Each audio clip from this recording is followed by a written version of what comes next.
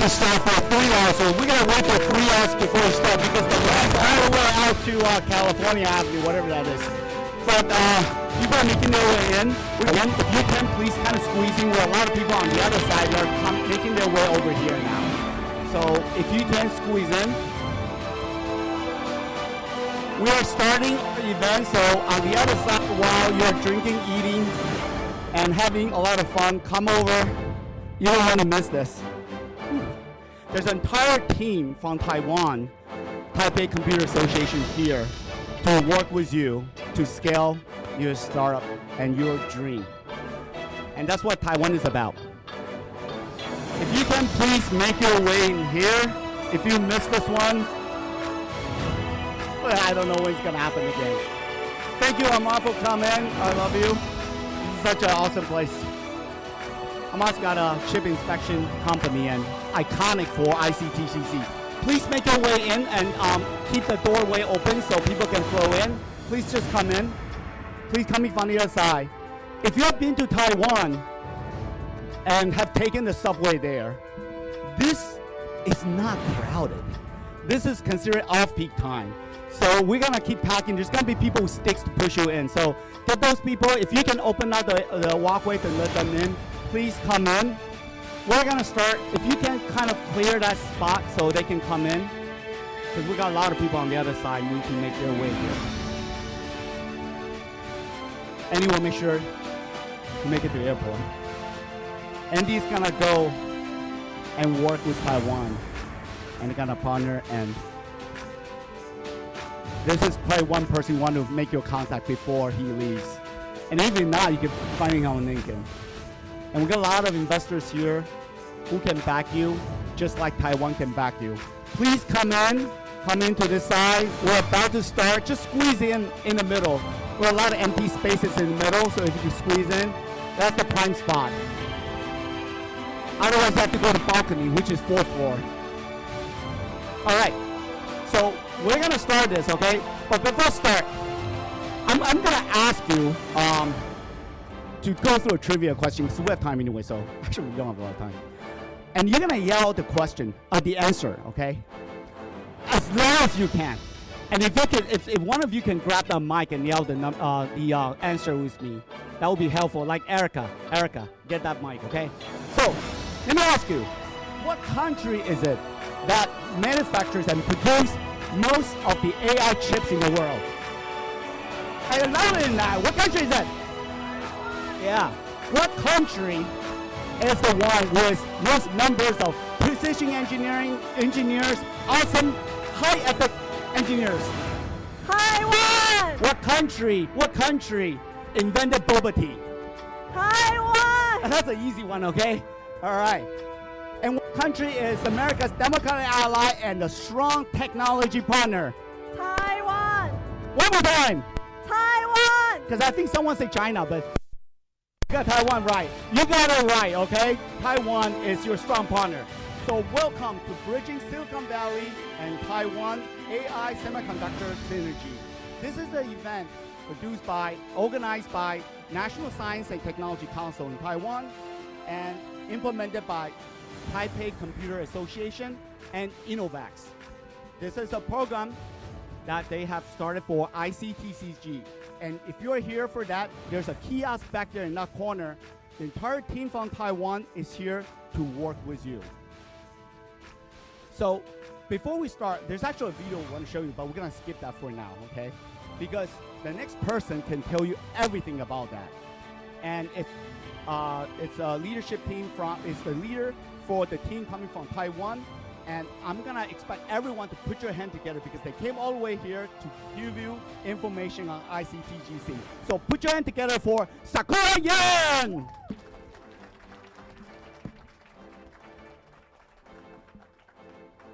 Okay, good evening, everyone. Hi, good evening. So, my name is Sakura Yang from the Taipei Computer Association. So, thanks for joining us today at bridging Silicon Valley and Taiwan and Semiconductor and AI Synergies, hosted by the National Science and Technology Council and organized by the Taipei Computer Association. We are very honored to joined by the Taiwan's government representatives. There's somewhere else. I don't know where they are. So whose presence reflects Taiwan's commitment to the international collaboration, innovation, and global semiconductor industry. So this event is made possible by many of our partner organizations, including Monjay, West Science and Technology Association, and Plug and Play, and Taiwan Next Foundation, and also Silicon Catalyst, and also Tensoro VC. So the goal of this event is to invite startups and universities and research institutes working on the semiconductor design and applications to join the IC Taiwan Grand Challenge. So we hope this event will be the beginning of close partnership with Taiwan's semiconductor industry and working together to serve the global semiconductor ecosystem. So Silicon Valley has always been a new hub, a vibrant hub of new technology and innovation and new ideas. But Taiwan, on the other hand, is well known for its flexibility and also the excellent manufacturing capabilities. So by working together, we think we can create a powerful and complementary partnership, bringing fresh thinking to the semiconductor industry and meaningful innovation to the benefit of the society. So thanks again for being here with us, and we hope this is the first time to meet all of you here in Silicon Valley, but we look forward to be gathering again in Taiwan tomorrow. So thanks again, and enjoy it tonight. Thank you. Thank you, Sakura. Thank you. All right, if you can make the way, because it's actually packed all the way on the other side, so they're gonna try to kind of at least can see us. So, all right. So thank you, Sakura. That was wonderful. This is a great event. And the next person I want to introduce you is someone who is in charge of this ICTGC program. Now there's an entire team here, so you don't want to miss that out, especially when we went and end this stage program. The kiosk is over there. There's at least 7 to 8 team members from Taiwan for this. So I'd like to introduce the next person. He's one of the team members that runs this program. So let's put our hands together for Jackie Chan. Not the Kung Fu one though, but this is, but he knows Kung Fu, I'll tell you. Hello everyone. So any Starbucks here? Any Starbucks, please raise your hand, please. So if you're a startup thinking about working with Taiwan's semiconductor industry, so the IC Taiwan Grand Challenge is basically designed for you. So I will have a brief introduction of the IC Taiwan Grand Challenge, the startup competition backed by Taiwanese government. So we're focusing on 5 key domains: AI chips and technologies, smart mobility, smart manufacturing, medtech, and sustainability.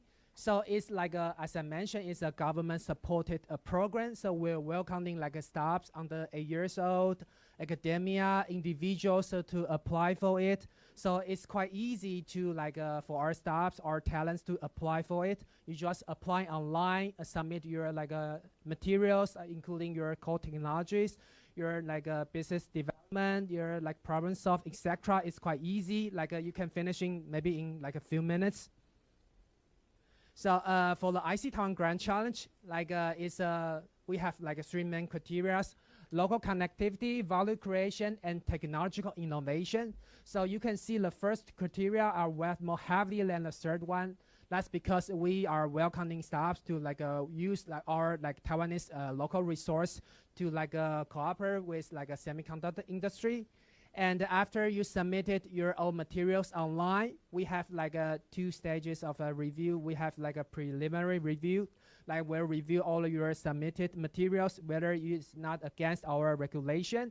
And after that, for our like teams, if you're like global teams, you're from abroad, you just have to pitch online to our panel of judges, because we have like a lot of judges from the like industry, semiconductor and AI field. So expertise, they will review your like pitch, your materials. And for our domestic teams, you have to pitch on site to our judges. So for the IC Taiwan Grand Challenge, we have like 4 major benefits. The first one, you'll get a $30K US cash prize. We'll have like a award ceremony and free chance to showcase in Taiwan.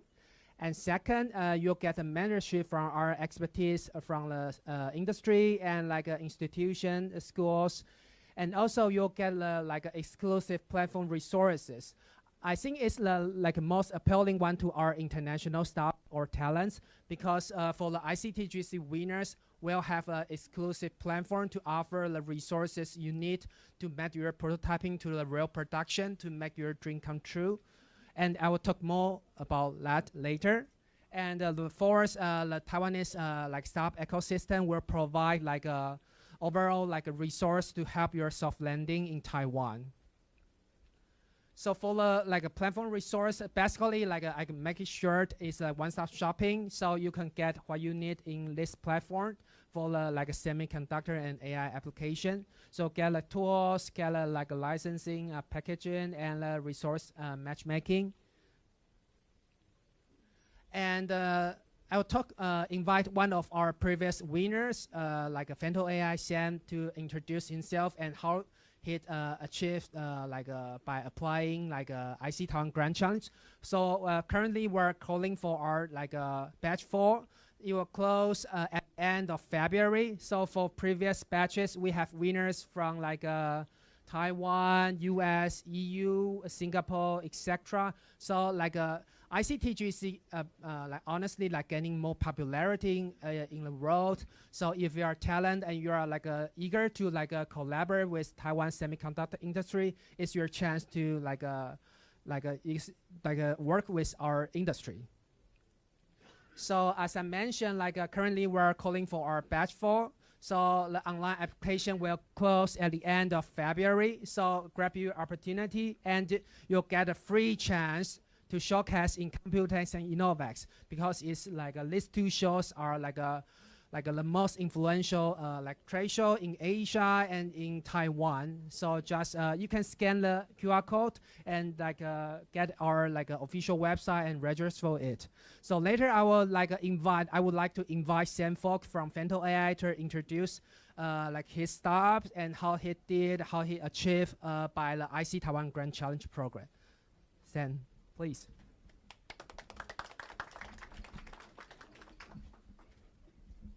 Okay, thank you very much, Jackie, and thank you to TCA and all the organizers of the IC Taiwan Grand Challenge, like Sakura and friends.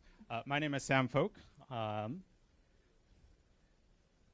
the co-founder and CEO of a company called Femto AI. So I'm going to tell you all about embedded AI inference in real-world products. But first, a little bit about myself.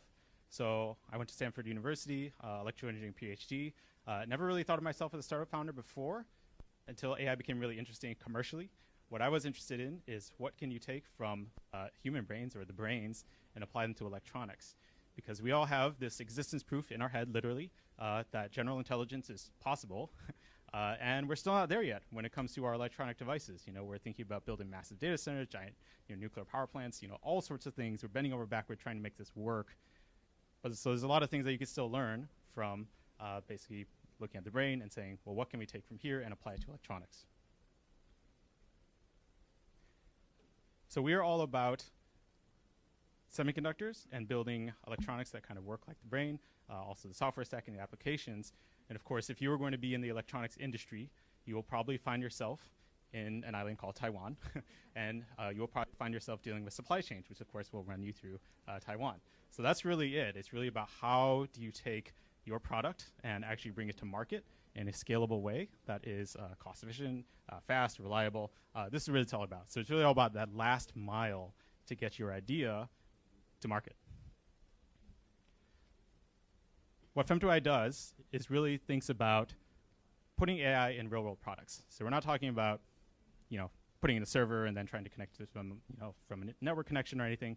We're really thinking about right then and there, what can you do to make our products smart?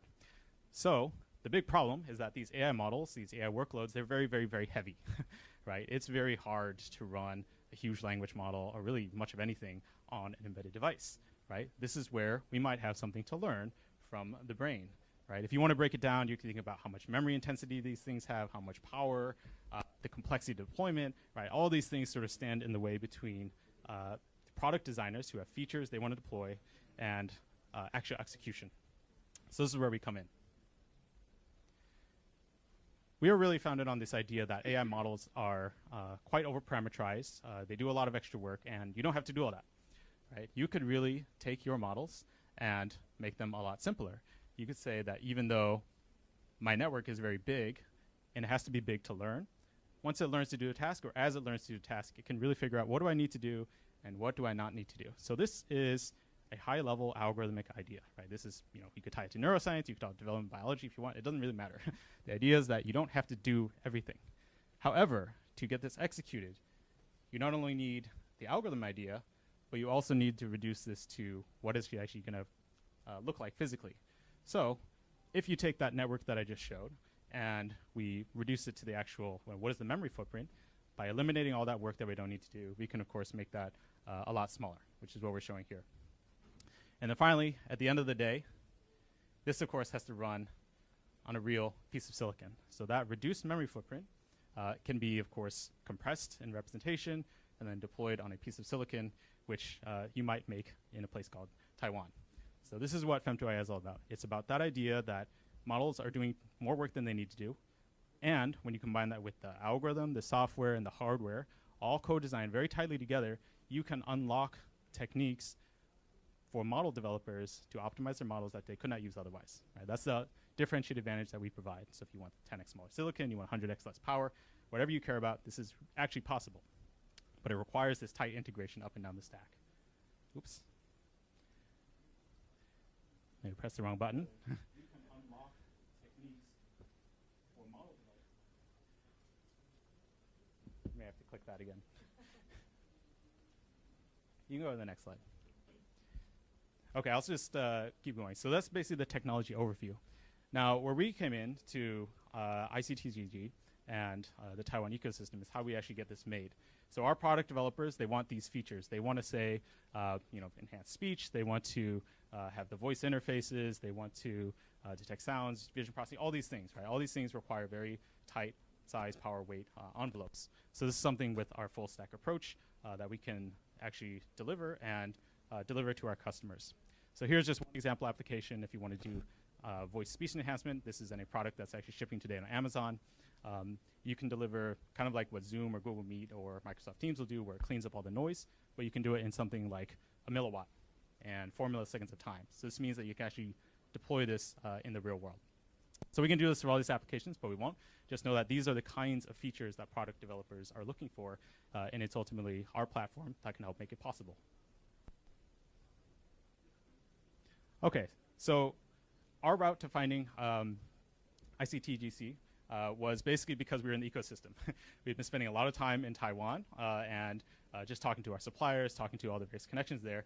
they're saying, oh, you're spending so much time here, and maybe you should consider working with this competition. So courtesy of Jackie and all the team here, we applied. It was a very smooth process. Cannot recommend it more highly to any of the founders or potential founders here.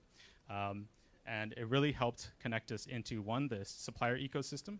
So if you want to, it's not just the big names that you might see, like TSMCs, the ASCs, right? There's a lot of other vendors there that you really should consider, even though we have great partners that we already like. But also the customers too, because a lot of our customers manufacture in Taiwan or with companies that are based in Taiwan. So these are all the things that participating in this competition unlocked for us. It was more suppliers that we could talk to. It was the actual manufacturers who made the products that our customers wanted. And it was all kind of enabled by being part of the ecosystem. Because, of course, everybody wants to work with the best. And so one of the big functions of this competition is helping to pre-vet a lot of companies. So if you can get that sign-off from the committee and the staff, then that really helps the people, the suppliers who are working with you, know that you're legit and you're real. So I think the last words I'll leave you with is that, as I said at the beginning, I didn't think of myself initially as a startup founder, right? It was really in that curiosity of how does the brain work? How do electronics work? What can we do between there? That then it's like, oh, AI is actually very interesting to everybody. It's not just a curiosity anymore. And if we don't do this sort of weird thing that we're thinking about, actually nobody will. So for the founders and really the potential founders out there, if you have an idea that kind of you uniquely have thought about or have thought about very deeply, just know that if you don't pursue it, then maybe nobody will. And so it's kind of on you to do it. And one of the great things about ICTGC is that you don't have to do it alone. You can do it in this whole ecosystem, and you can get started very quickly to get your idea from silicon, from just a silicon idea to actually pieces of silicon. So with that, thank you for the time, and I'll turn it back to Jackie and friends. Thank you, Sam. Actually, turn to me. Thank you, Sam. We're gonna do one thing that Taiwanese love to do is taking photos. So if we can invite Sakura to come on the stage together with the speakers today. I know Andy, you do in Russia. Please come up, Sierra, Laura. Please do come. And also Giannis, the speakers for today. You're gonna hear from them. I reassure you. It will just not just be photos. So if we do, we got signs too. Yes. All right. Yes. Thank you. This is super cool, okay? Maybe we can talk about it. So we got the official photographer right there. One step to the left. Thank you.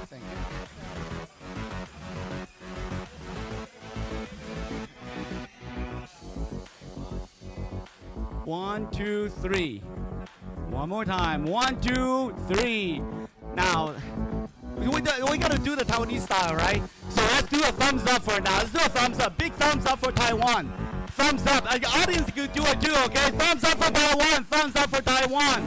All right, audience, you're getting on film too, so thumbs up for Taiwan. All right, what about heart for Taiwan? How do you do that? Heart for Taiwan. Okay, right, okay. The audience, let's do it too, heart for Taiwan. People are laughing, okay? But it's true. That's what we're doing. We got a heart for Taiwan. Thank you so much. Now, if you can take one step forward, we're gonna invite some of the VIPs here today. First, let's have Mijia Huang, of the CEO of E3 International. Mijia Huang. Wang Zong, please come up here. We have Director Alan Chan of Economic. Please come up here. I think maybe on the back. And then we have Director Yan of the Science and Technology Office. Now remember, if you are here in the Silicon Valley, these are the people that you want to connect with. Somebody has a remote, by the way. Maybe I can take it from you for now. Yeah, it actually triggered a remote explosion device. Okay, here we go. Yeah, so Director Yan, please come up here. I think Director Yan is having Taiwan beer on the other side, but that's okay. Let's get Kai Chan of the Monty J. West Science and Technology Association. Kelly Lindbergh from Skydeck here. Kelly's probably having Taiwan beer too. All right, Katie Shea, Taiwan Next Foundation. Katie, Taiwan beer for sure. And yeah, so I think we don't have a lot. Okay. Oh yes, John. Yes, John, come on stage. We're right in the VIP row. Gotta be in there too. Please come up here. Okay. John, we want to see you do the "I love you" sign thing. Okay. Yes. Maybe get on the stage. That's an advanced Taiwanese photography move. All right. Okay, straight up to our photographer, Willie and Paul. Smile, remember, smile. All right, now we do the fun stuff now. Let's do a thumbs up, thumbs up.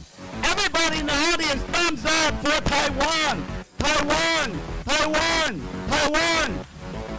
All right, okay, no, I love you, okay? Good job, thank you so much. Thank you, everybody. Thank you, everybody. All right. Okay, thank you, everybody. Let's get the podium back up. All right, we're gonna move on. Before we move on, I want to tell you a story, okay? About 2 decades ago, there was a small company, a tiny small company in Silicon Valley. They decided to make graphic cards. You know, it's computer graphic cards. Whatever, you know. But then they placed their trust and they formed their relationship, a friendship with Taiwan. And 2 decades today, it is the most valuable company in the world. And the CEO of NVIDIA, he said recently that Taiwan is the bedrock of AI and robotics, and it is where NVIDIA's closest partners are. So it would not be surprised to me, one of you guys here, 2 decades from now, maybe even sooner, would own the most valuable company at that time. Okay, so we look forward to that. And for that, there's no one other than our Andy can share some insights on how can get there. Will you please come on stage and let's hear from you. Thank you. Well, thank you so much, and this is just a wonderful event, as it always is with the Taiwanese events, so I'm really honored to be here. My name is Andy Lombard. I'm founder and managing partner of Tesoro Venture Capital. We are a new venture capital fund. We're based in Phoenix, Arizona, right next to TSMC. I would not have done this if TSMC did not decide, and thankfully, to partner with us, which is absolutely incredible. Today, I'm actually learning that they may, and I'm not making any announcements for TSMC, this is public, that they may do another 6 fabs in Phoenix, so 12 total fabs in Phoenix. And if you're not familiar, that's going to be about $300 billion, and 2 advanced packaging centers, as well as an R&D facility. And the whole idea, we want to try to recreate Hsinchu. We want to try to recreate the science park concept of economic and technology partnerships, so that's fantastic. And also a big shout out, because my other partner is here, John Ennis from Cadence Design Systems, who has also been so wonderful to partner with us. So our idea is to, and this is actually a very interesting, let me see, sorry. I got it right. So this topic is really a good one.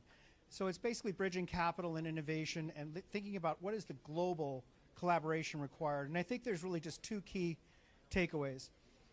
One is something I don't have to say to this group.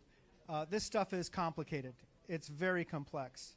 And it's going to take a lot to actually make something happen on a chip side. I know that Sam knows that. I think that everyone can kind of admit that the complexity is not just your own control. You have to interface, and you have to interconnect, and you have to work with a supply chain and so forth. So this whole concept of bridging a global ecosystem is very, very important. There's no other way that it can get accomplished. Today, in fact, Taiwan produces really the world's largest and most important chips. We are going to start producing many of those in Arizona. If you're not familiar, will be about 30% of the advanced node production will be in Arizona globally by 2030. That's the plan. I think with this new advancement of more fabs there, we'll probably end up getting at least there, maybe a little bit more. I think they want to inch it up to about 40% possibly. So the whole concept is, wow, these slides are very small. I apologize. So if you can't read this, neither can I. So, so the whole concept of complexity, I think we've really talked about. And I really want to just kind of think about this. The other concept was speed. And for us, the whole idea of this was, how can we work together to compress the speed to market? Can we compress a 10-year cycle time to 2 years, to 3 years, to 5 years? With speed comes cost, right? If we can make this not a $100 million tape out effort, can we make it something smaller and something that we can go forward? So we're really into working on different programs, different innovations. Throughout the world, we're trying to do this, whether it's academia, whether it's governments, and so forth. And Taiwan has been a very fantastic place to do that. So I think speed to market is very important. One of the things that I think, and I'd love to hear from many of you founders eventually. I apologize, I'm going to have to fly right out after this, but I'd love to hear the stories, because the stories that we're hearing, and for most of our companies, they start to slow down at the interface points, at the point where they're trying to work with ecosystem partners, whether it's supply chain or future customers. And it turns out they probably got those answers way too late in their cycle. So if we could figure out a way to get that into the cycle, into the feedback loop much quicker, we think we'll be able to speed up innovation in that. So I think the first thing is, we all know it's complex, and now how do we really condense the speed? Two very, very important concepts that we're going to try to focus on. Whoops. So we believe that through partnerships, this collaboration compresses that speed. So we're a little bit of a unique venture capital firm.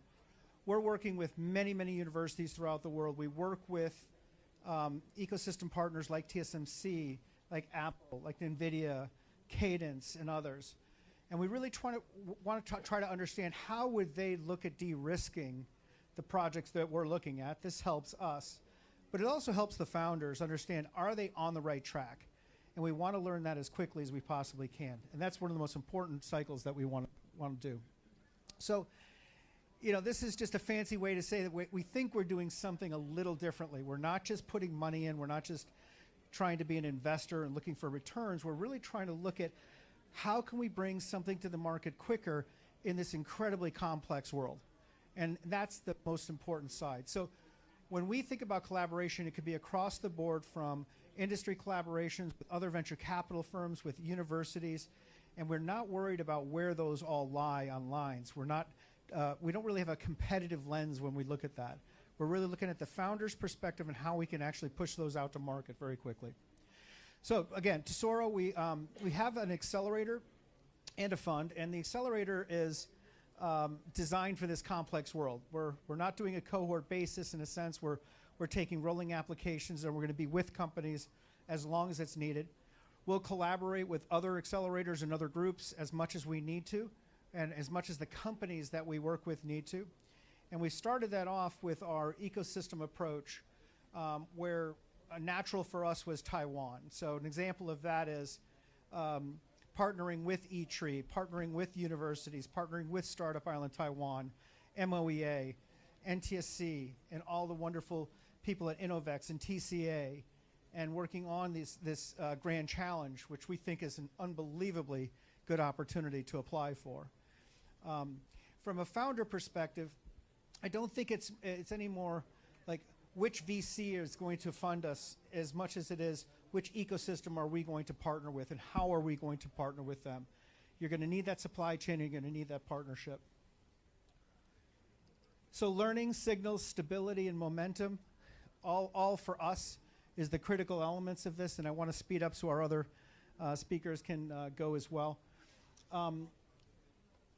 We really see that collaboration multiplies the speed and talent. And by the way, I'm one of the biggest proponents that ideas don't exist in one geography. They don't exist in one company. They're going to be anywhere. I kind of learned that early in my career. When I was 26 years old, I was asked by Motorola's executives to go out and run Hong Kong. So I went to Hong Kong, didn't know what I was doing. And 5 years later, I was running Motorola Asia. And I learned very, very quickly the only way you can get great ideas and great companies is to go across borders into areas that you would never imagine that they could be. And then be willing to partner with those companies as well. I went on to run Motorola Ventures, and from there I learned that corporate VC is a different animal for sure. But what they did do is we helped startups de-risk their company by basically looking at the aspects of their company and seeing, would that be applied to our product groups? Would that be applied and be a customer or a pilot? So this is one of the things that we really want to try to do. Whoops. Oh, that's the last one. Okay, so I think just basically we are here for you guys, and I want to say thank you again to all the Innovex team, TCA, and Sakura, the great job that you guys have done. I have been in many, many ecosystems throughout the world. We're going to be in many more. I have never seen one as vibrant and as alive and as potent as Taiwan. I really mean that. And I think it's a collaboration that goes across from the industry, starting off with the birth of TSMC with eTree, and to the academia, to all of the different supply chain and the government agencies that are around that and leaning forward. So I'm just so proud and honored to be a part of that. So thank you again, and I'm really happy to be here. Thank you. Thank you, Andy. Thank you. Thank you, Andy. And you are a friend, and we have many, many friends around the world, around the globe. Taiwan is, maybe said, the friendliest face on this planet, or something like that. All right, so we still have a great speaker coming up, and she's somebody who is a partner at Silicon Catalyst, a great VC in hardware that you want to meet. Let's put our hands together for Laura Swan! Squeeze by here. So it's great to, thank you for inviting me to do this. I'm really happy to be here. It's really nice for me to look out at this crowd and see so many young faces. And believe me, at our events, there are a lot of older people, because that's what happened to our industry. You know, while all the software companies were coming in, nobody was investing in hardware. So you're going to hear a lot of themes that we're all talking about, all the VCs, you know, how hard it is to get these hardware companies up and running. Now, I came here, I'm going to age myself, almost 4 decades ago, and my first startup that I was in, I'm a kid from Wyoming, you know, that just finished my master's degree in electrical engineering. Steve Jobs was at Next across the street, and somebody, our CEO, convinced him to come watch one of our demos. And I was like, oh, can I please go? They were like, who is this dork that wants to go? I was like, no, please, please just let me go to this. It was really fun. My sole job was reset that switch if everything goes south. But it was super interesting for me to watch Steve Jobs, because there were not that many people in the room. But when he spoke, everyone stopped. Everyone was listening. That guy had so much charisma. So he's talking and talking, and pretty soon one of our engineers started laughing. And he goes, you don't know what you're talking about. And Steve started laughing and goes, yeah, you're right. But he kept talking. And he owned that room. And I thought, that's a super important thing to have. He had passion about what he was doing and what he was talking about. And I think all of you people who are going to be pitching, that is one lesson I wish all of you could take away. Even me. I wish, you know, I'm a geeky engineer. I wish I was a better speaker. But one thing you can do is you can show your passion for this idea that you have. Because when I'm done, when we do our screening process and I've just watched 30 pitches, the guy or the woman who had a ton of passion about what they were doing, that stays with me. And even if it's something that I didn't buy the first time, I'm going to go back and look at that. So that's one thing I want you guys to take away when you go pitch to these VCs for us. Like, be excited about what you're doing. Now let's see if I can get this moving here. Okay, so I have 10 minutes, well, now less than 10 minutes, to talk about accelerating the future. You know, how do we scale these ideas? Because it is a difficult problem. So I want, you know, back from when I started as an angel investor, and I put on here this software MVP, because back then, It took about 6 months and $50,000 to get a decent MVP, and sometimes less, because this is the Silicon Valley. Everybody knew how to code, and they would just code it up on, at night after their job. And so when they came to us, it was an easy investment to make because it didn't take that much money to get them to market. That is not the case with semiconductor startups. There's a high capital cost to do this. And everybody in this room knows that, shake your head. And then time to market. Because with a software MVP, if you need to make a change, you write some code and you re-download it. With hardware, design change, you have tools you have to go through, and then the semiconductor manufacturing costs are big. So even if you know how to do your changes, TSMC is a big company. They're making a lot of chips for NVIDIA right now. It's hard to get into their schedule. So these are all important things that you guys have to remember. So what happens even if you get your chip designed and you're ready to go? I put this as the valley of death, just to be a little exciting. Why? Because like I said, if you need to make a change, you have these prohibitive tooling costs. It's not cheap to do this. It's hard to get on the thing. The prototype hurdle. When you're looking at hardware, and it was interesting because he shared who his customers were, you have to be able to drop that into more than one customer, probably, if you're talking to a VC. But what if the one customer who's the biggest customer needs a change? That's expensive. I see him laugh because he's like, oh, been there. And then these operational blind spots. How do you get to market? And how do you get your operations behind you? You guys are running lean organizations to start with. We don't have a lot of money to pay people to go do this. So it's really important to have good advisors on your team. So Silicon Catalyst, and I'll say, I think there's some people here who have been involved in Silicon Catalyst. This came about to address that very same thing. When Rick, who started it, was also an angel investor in our same group, is how do you get these companies to get funding? And the first thing we did is reach out to in-kind partners. So TSMC, it gives them free shuttle runs. Synopsys, free tools. And we have a whole list of in-kind partners who help these companies. This one, the middle one, expert advisors, I honestly think this is the most important one. Because if you take a look at these guys who have been around, they know a thing or two. They've been there. They've made mistakes. And it's much easier to have them keep you out of that $3 million hole you're about to fall in than raise $6 million to fix it. So it's really important to get those advisors who know what's going on to help you. And I will say something for the Silicon Valley. There's a huge geek flag out there. Why are people interested in helping? Because you know what? I may have worked on this for 30 years and didn't figure it out. I want to know the next guy or woman up if they can figure it out. There's a lot of excitement about that. The investor network.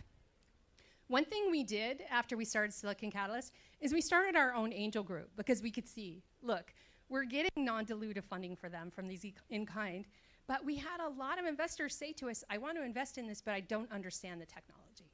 So we tapped our own advisor network, many of them who'd built and exited their own companies to become angel investors. Now, it's not an easy group to get by. They're an irascible old bunch. And you hear quite often, oh, back when Jensen worked for me. So it's a hard thing, but they've been there. And once they sign up, these guys are very helpful. And I've learned a lot, honestly, just from sitting through our pitch meetings. Dr. Shiwei Sun joined Silicon Catalyst and helped us start our first fund. So he was a chairman of UMC, so he knows a thing or two about building chips. He also has the connections to find us the LPs who understand the time frame.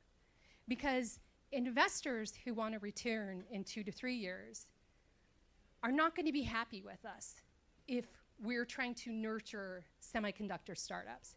So he was key for us in Taiwan to help us get LPs who understand our market, who know how to go out there, who know how to build products.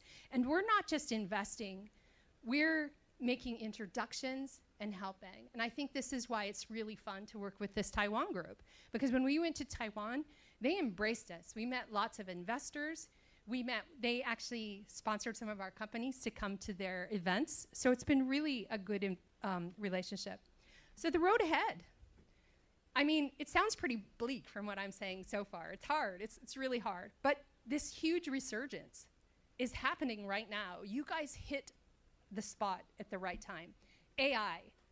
I will say, 5 or 6 years ago, people were investing in AI, and then a couple of them didn't do so well, so people started fleeing. But then when ChatGPT and Gemini came out, money started going back into AI.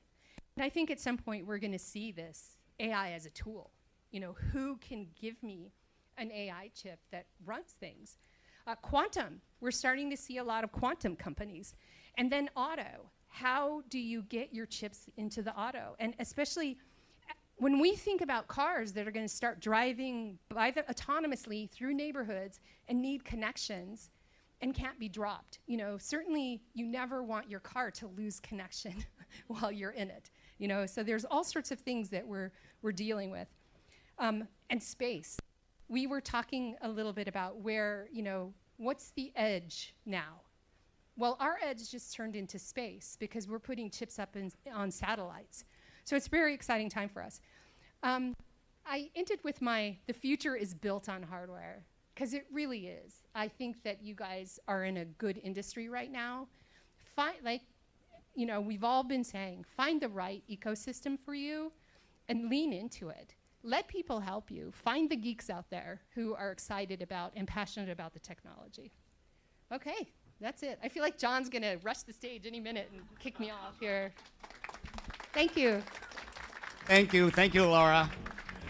Well, geeks rule, by the way. If you have seen photos from decades ago with Bill Gates, with even Steve Jobs, he was definitely kind of geeky looking. Mark Zuckerberg, man, you've seen those photos from 30 or 40 years ago. Whoa, I wonder what they do on Saturday night. Well, I was a geek too, though. I was in Taiwan, but I was a cool geek. Drink a lot of Taiwan beer, a lot of Taiwan party, but I love technology, though. So if you're a geek, decades from now, you'll be billionaires. So there's someone who can help you to become a billionaire besides Taiwan. And we're going to invite Giannis from Plug and Play to tell us about that. Welcome. Thank you, John, and thank you everyone for being here. I'm sure there probably were at least a couple of other options of what to do on a Tuesday evening, but you chose to be here. So it's greatly appreciated because nobody would want to talk to an empty room and not have anyone to network.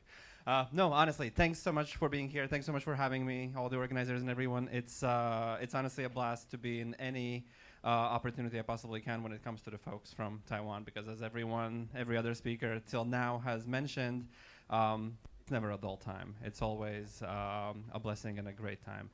My name is Giannis. I have new hair right now, as you can see. I probably need to update my headshot.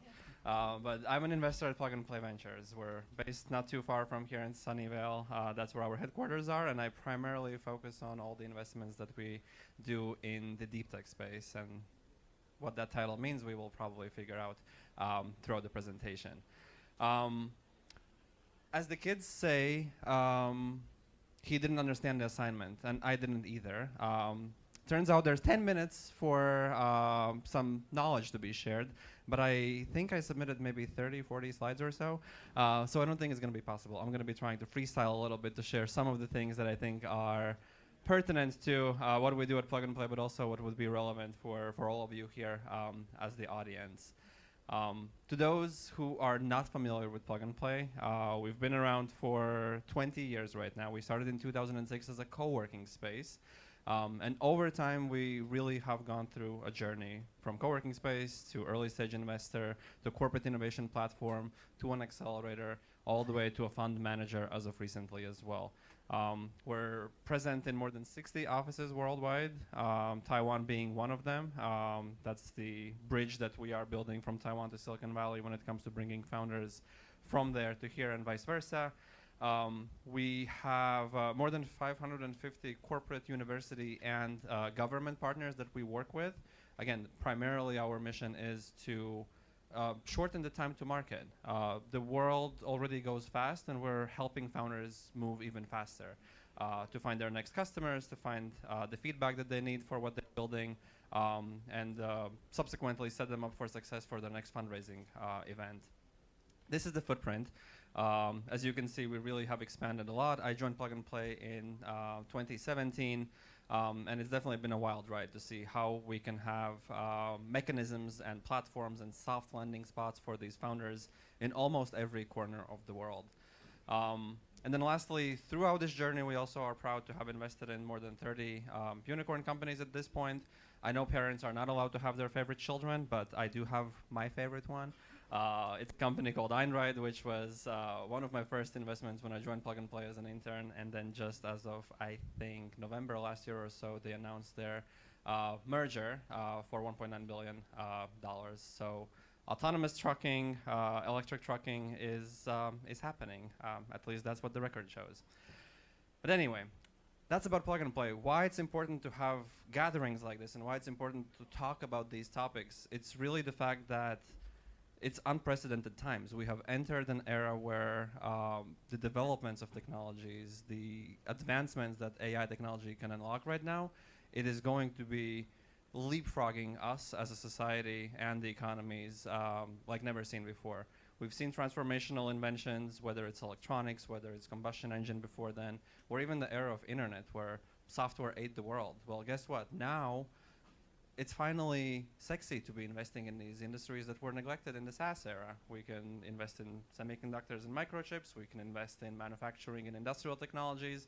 We can invest in spacecrafts because the unit economics start to make sense. And most importantly, what I want to highlight on this slide, AI is not the end result. AI really is an enabler in many cases. So what is the world going to be running on? It is compute, and that arguably could be becoming the next utility in some ways, because it's at unprecedented times when it comes to the new build-outs, to what hyperscalers are investing in, and just the compute needs in general. So the problem at question here is there's so much capex that these massive companies are throwing into this space.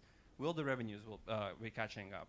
I do believe it was the CFO of Alphabet that said that the risk of over-investing is smaller than under-investing, so they would rather throw these extra dollars to build out these massive projects so they can have that market share when the floodgates finally open, meaning that technology is getting better, the adoption is lagging with some corporations when it comes to some of these AI tools, but the compute is going to be the fundamental necessity to run all of this. So the amount of money that is being thrown in this domain right now, whether it's VCs or some of these hyperscalers, as I mentioned, it's something else.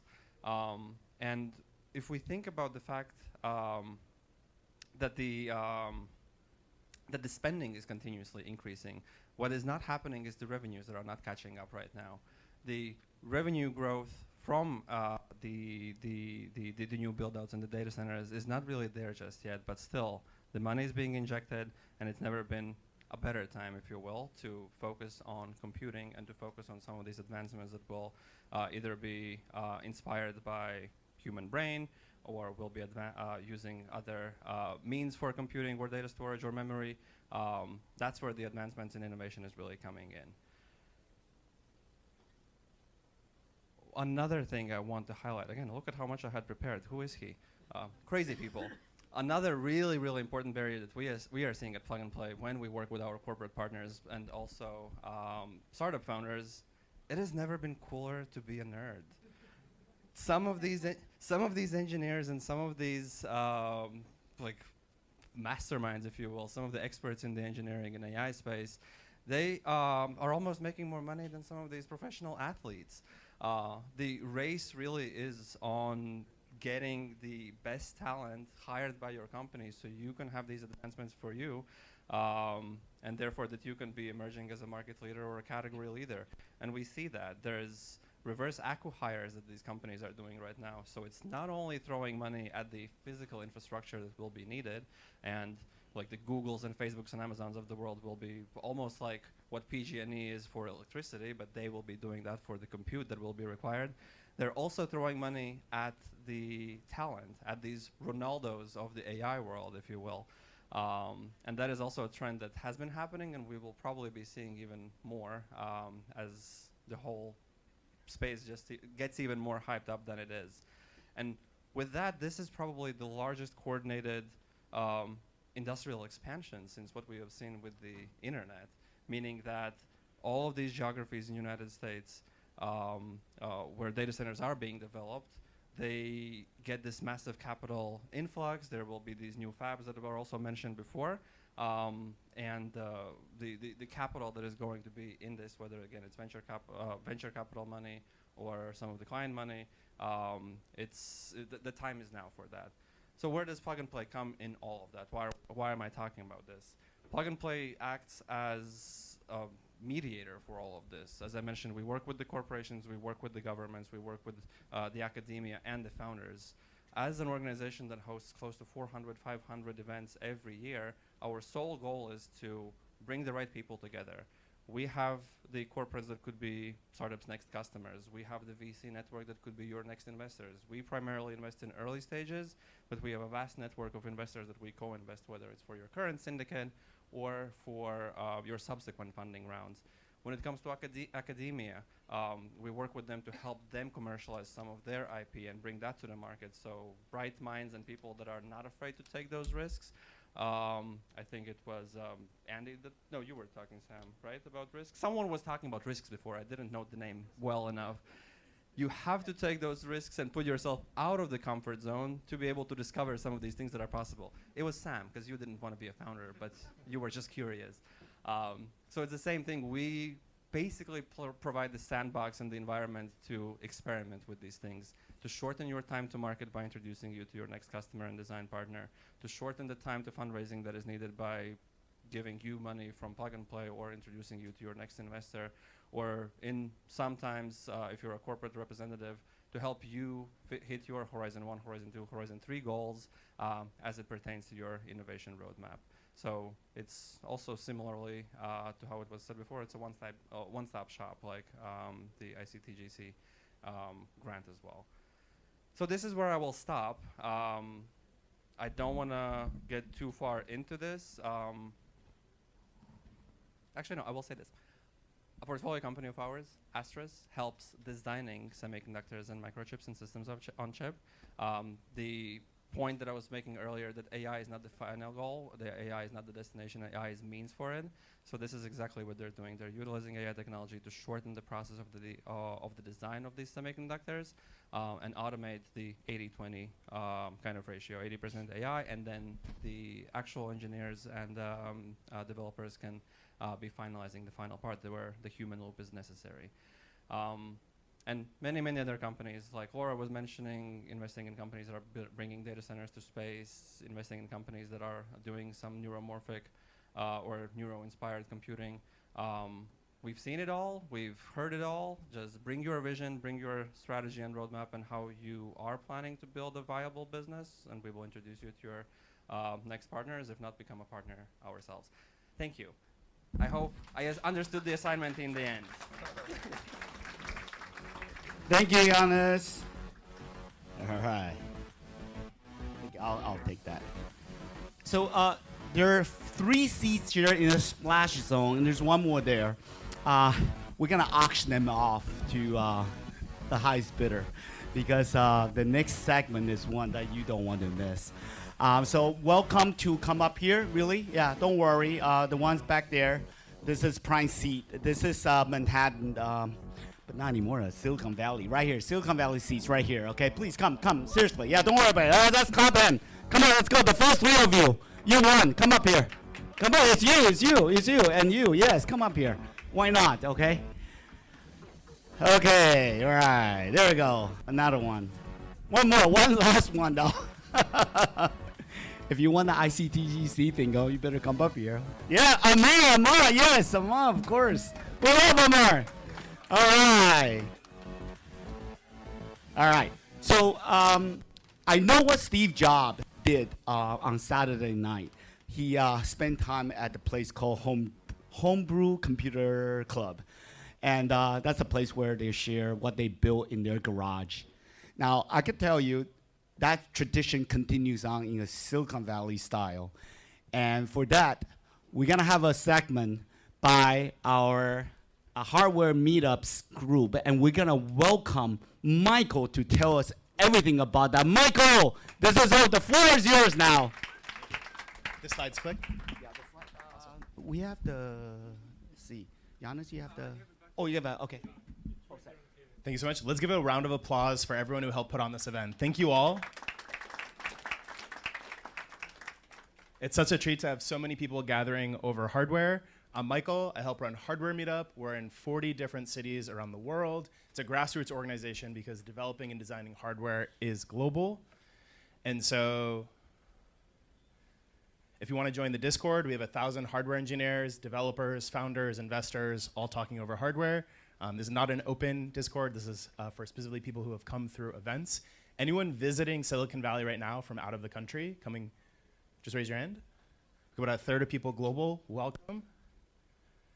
And so in terms of the team for Hardware Meetup, Nick and Shermy, who you saw help check in, they run the San Jose community. I work with Nate. We run San Francisco, community of 10,000 plus people, and help other cities around the world. And our goal for today is to give you a taste of the best projects and startups coming out of garages, coming out of studios. And so we've got 7 pitches for you. Each team will have 2 minutes. This is going to be rapid fire. Some people have hardware prototypes that they'll show you. And so hope you all enjoy. This is one of my favorite parts of these kinds of events. It's not only the direction and the opportunities in hardware, it's also what people are building. And so first up is Vinny. Where is Vinny? Feel free to come up. Eric, let's see. Let's welcome Eric up from Dark Hall.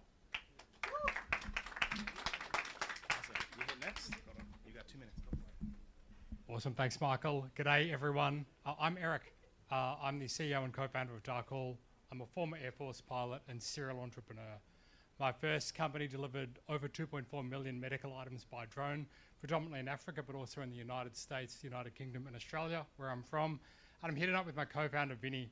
Vinny's a NASA lunar program robotics engineer who oversaw payload development for the first lunar mission to land on the moon in 50 years and helped design the new lunar base that's up and coming.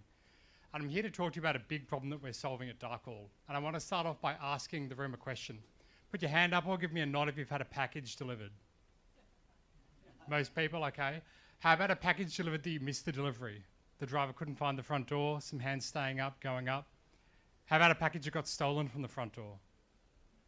Lots of hands getting up there, some nods. It turns out this is a huge problem.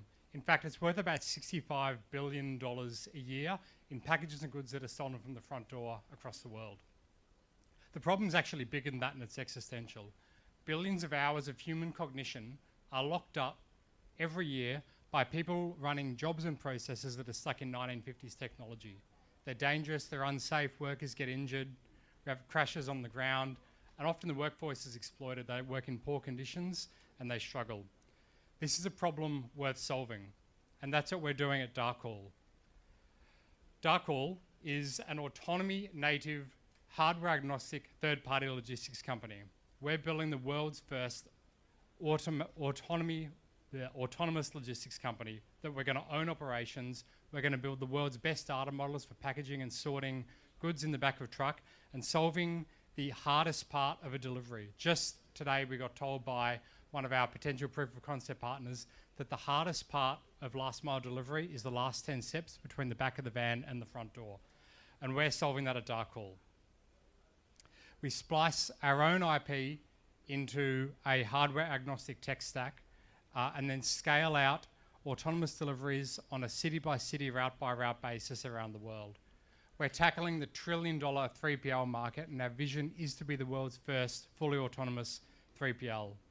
While at the moment we're using third-party robotics from anywhere in the world that tackle the hardest conditions that match where we're operating in, we intend to keep our tech stack agnostic with the optionality to vertically integrate as we move forward, potentially building our own robots end-to-end rather than just the actuators in the brain, and leaving ourselves the optionality, even for our friends here in Taiwan, to look at building our own compute systems.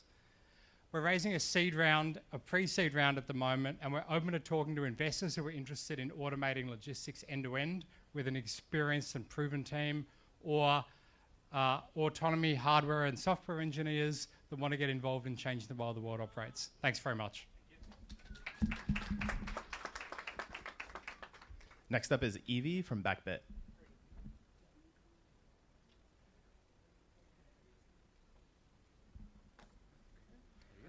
Just press the forward button. Yep.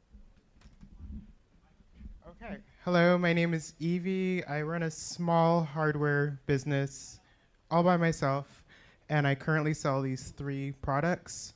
They are essentially ROM cartridges, ROM emulation cartridges for vintage computers and game systems from the 80s and 90s, and then also a chip tester.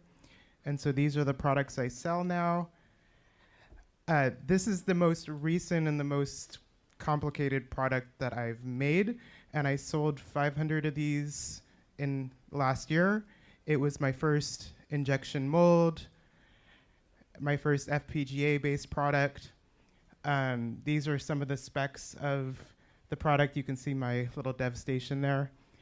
I also made a proprietary bootloader. 99% of the PC boards that I got manufactured in China worked, and less than 1% of my customers returned the product. And then over the last 6 years, I've had sustained linear growth. And my next steps are I want to find a co-founder to work on a mass market product in the music industry, either a music composition or performance tool, toy, gadget. And so I'm just looking to anyone who's interested in that space and has something to contribute really in any area. Thank you.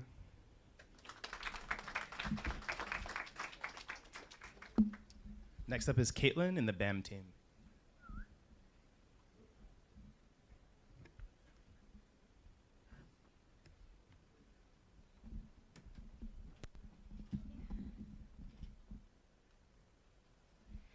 Ever been speed walking between meetings too slammed for lunch?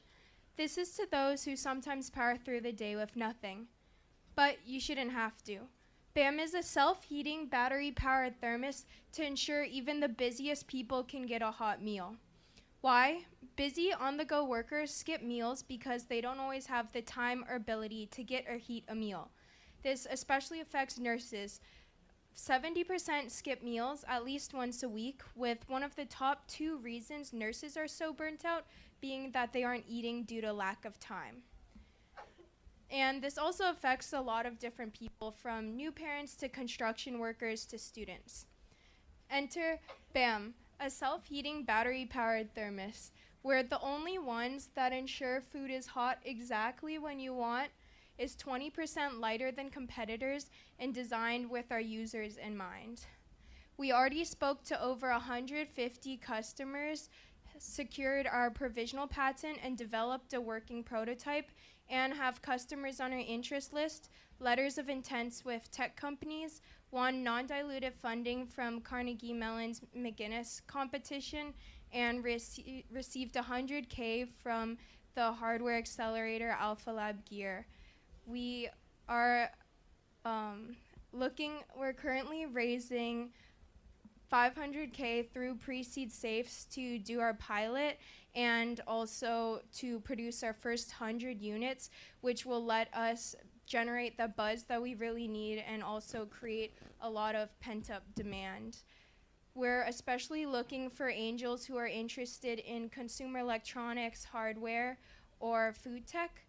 And we're also looking for manufacturers as we start to gear up for our pilot production. So yeah, if you're interested, if you're an investor, or if you are related to manufacturing or just interested, I'd love to chat with you. You can find us at www.thebamshop.com. And yeah, we're going to change the way people enjoy hot meals and beverages, and ask for your support to get us to launch. Thank you.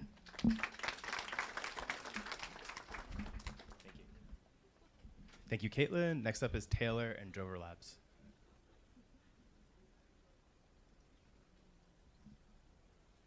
Going once. Going twice. No. After. Next up is think circuits. I love the spirit.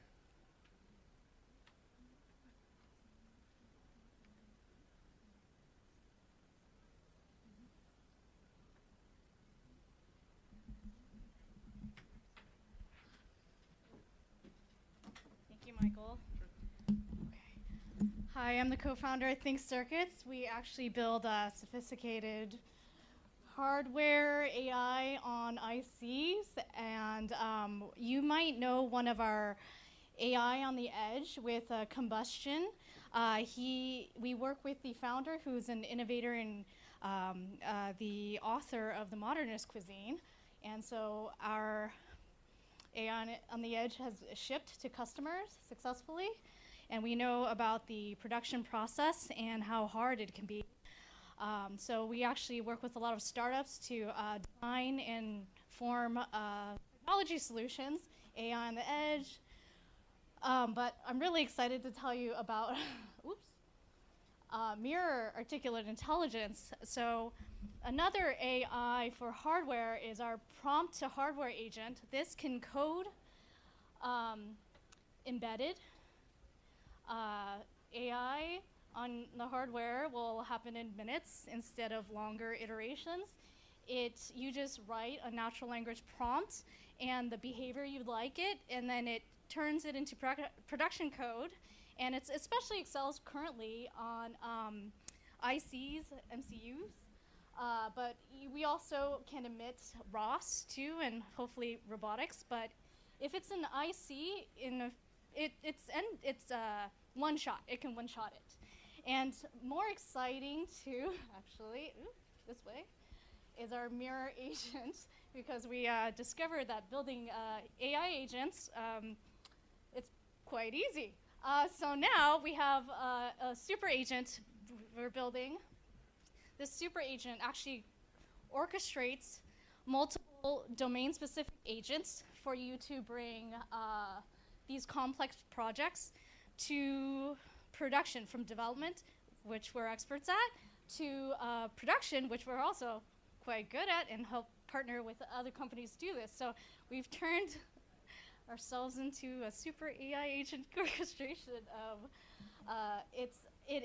there are demos, it's working. I would say it's alpha, but you know, it was pretty fast to spin up. So okay, there's project management. It can hire people. It will give you the next steps, breaks like EE, mechanical engineering, all the different domain-specific. It generates agents and then coordinates it.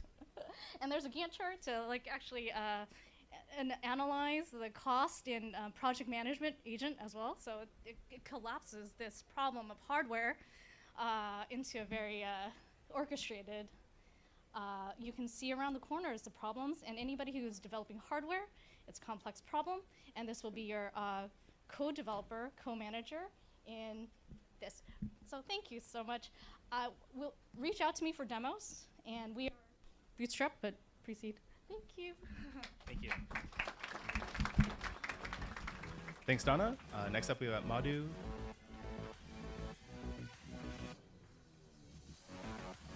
Coming in from Warsaw, Poland, fresh off of CES. Let's welcome Hubert to the stage.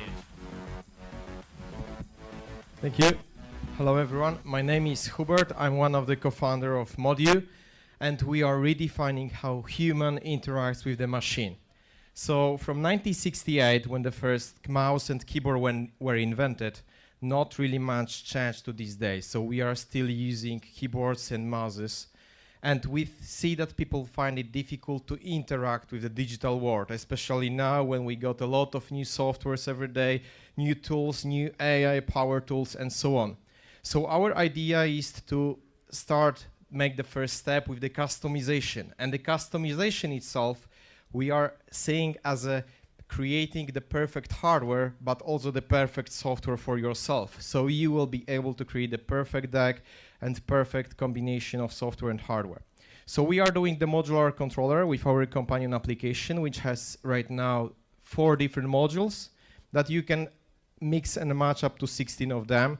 And our companion application is also working and connecting with the different applications like Teams, Zoom, and can be also used for gaming, streaming, audio production, and things like that. How do we know that this makes sense? So people have told us. We have generated over 50 million views on social media. We got really strong presence there. We got more than 40,000 email community, and everything we have done without any marketing spendings. So we have raised also more than $500,000 via Kickstarter and then our pre-orders. And right now we are on the stage when we have made the first first testing production, so production validation testing. And we are doing the testing phase. So first end customers are testing our devices, and they are also telling us what is visible on the slide. So yeah, thank you very much. We got our demo there, so my co-founders are also there with the suitcase. So you are able to see that. We are here to look for distributors for the US, but also for the investors for upcoming mass production. Thank you very much. We got one more pitch for you all. Tom from Captify. Thank you. Hey everyone, last pitch. So hi, I'm Tom, and actually this is the big day because as of last week, Captify celebrated its 1-year birthday. We launched at thank you. We launched at CES last year, and now we're back at CES this year. It was a really exciting time. We won the Age-Tech ARP group award, which is actually the largest group for older adults.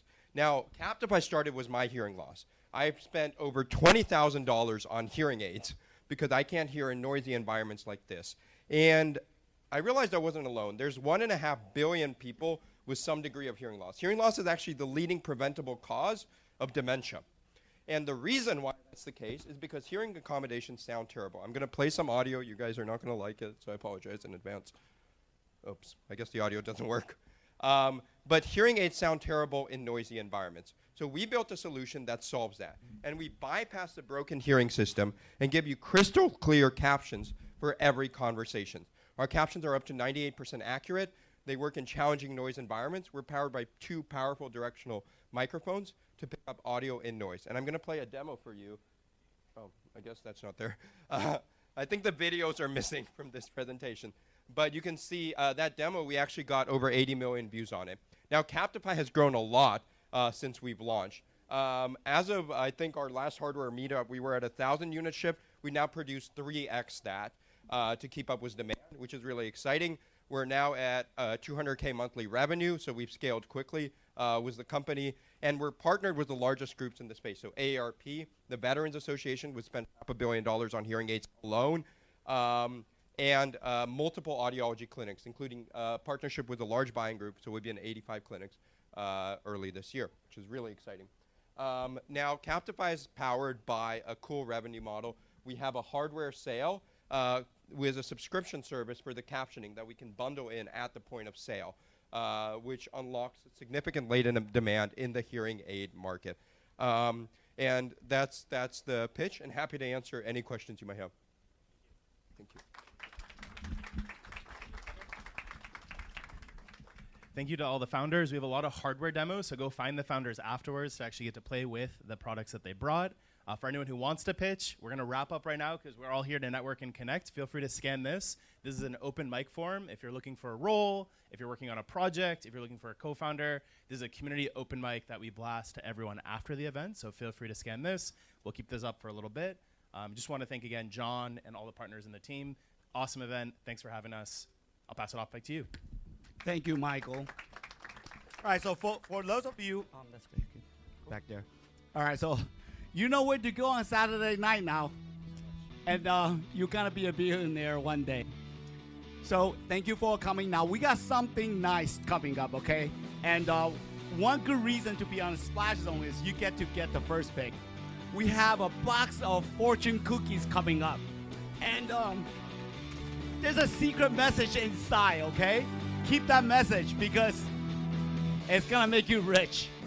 So we may run out very soon because we expected maybe 100 people to come, but it's blowing to like 400 or 500 people. So for the, oh, yes. All right. There's money inside. Oh, just kidding. But you make the money and you make it happen.